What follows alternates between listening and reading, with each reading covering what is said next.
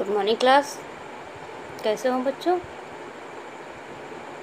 इसके पहले हम लोगों ने काव्यखंड के तुलसीदास जी द्वारा लिखित रामचरितमानस के कुछ अंशों को पढ़ा था, उसके बारे में जाना था।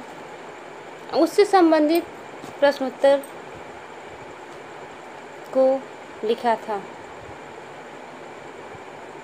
बच्चों, आज मैं आप लोगों को हिंद 36 बुक के गद्य खंड के दूसरे पाठ, जिसका नाम है बाल गोविंद भगत, के बारे में बताऊंगी।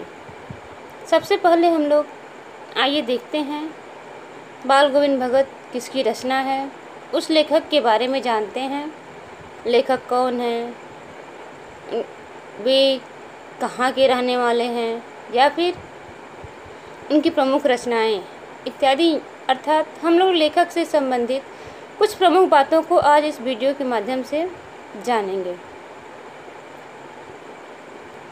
इस पाठ के लेखक अर्थात बाल गोविंद भगत के लेखक रामवृक्ष बेनीपुरी हैं। रामवृक्ष बेनीपुरी का जन्म सन 1899 में बिहार के मुजफ्फरपुर जिले में बेनीपुर नामक गांव में हुआ था।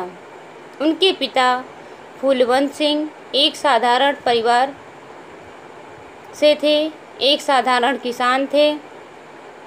इसलिए बेनीपुरी जी की प्रारंभिक शिक्षा गांव में ही हुई थी। बचपन में ही माता पिता का देहांत हो जाने के कारण उनके जीवन के प्रारंभ में ही उन्हें अनेक कठिनाइयों व संघर्षों का सामना करना पड़ा।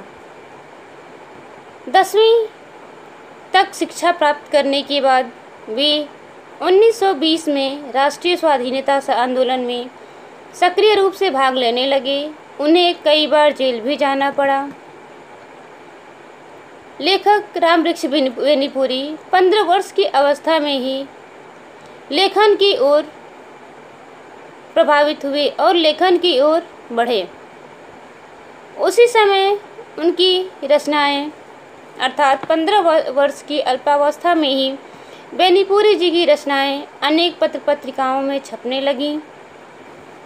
पहले उन्होंने पत्रकार के रूप में लेखन कार्य प्रारंभ किया, परंतु बाद में वे साहित्य से जुड़ गए। सन 1968 में लंबी बीमारी के कारण पटना में उनका देहांत हो गया।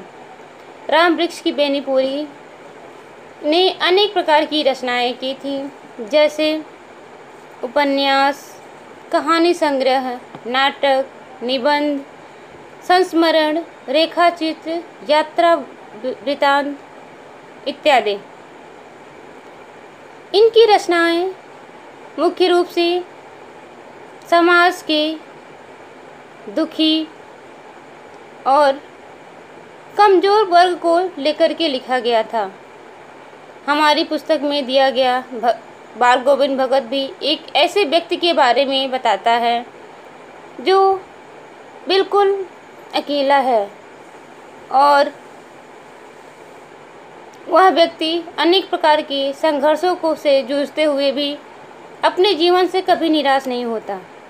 रामवृक्ष बेनीपुरी की रचनाओं में उपन्यास में उन्होंने पतितों के देश में और कैदी की पत्नी लिखा है।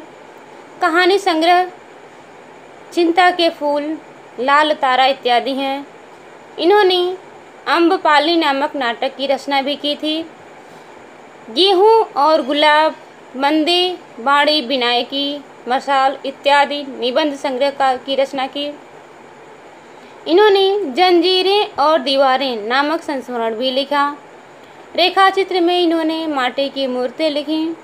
यात्रा वृत्तांत में पैरों में पंख बांधकर लिखा, और इस प्रकार इनकी रचनाएं अत्यंत उच्च कोटि की रही हैं।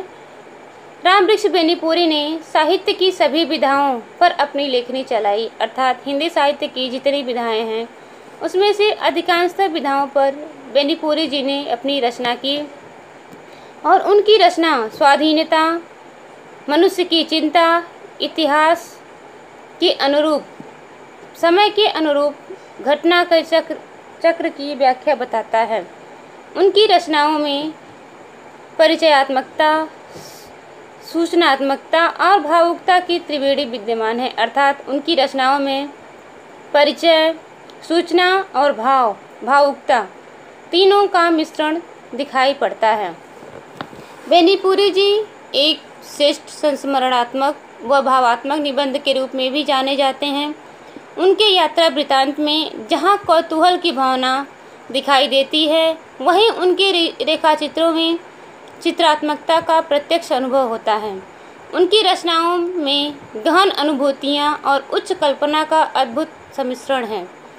इस प्रकार रामवृक्ष बेनीपुरी जी ने अपनी रचनाओं के माध्यम से पाठकों के हृदय में एक बहुत ही सम्माननीय स्थान बना लिया है। रामवृक्ष बेनीपुरी जी की रचनाएं पढ़कर ऐसा प्रतीत होता है जैसे वह घटना हमारे स्वयं के जीवन में घटी हुई हो या वह घटना हमारे साथ हो रही है। आइए इसके साथ ही हम लोग अगले वीडियो में रामवृक्ष बेनीपुरी द्वारा लिखित बाल गोविंद भगत नामक रचना उनकी पढ़ेंगे। आइए देखते हैं इस रचना में बाल गोविंद भगत क्या कहते हैं। धन्यवाद।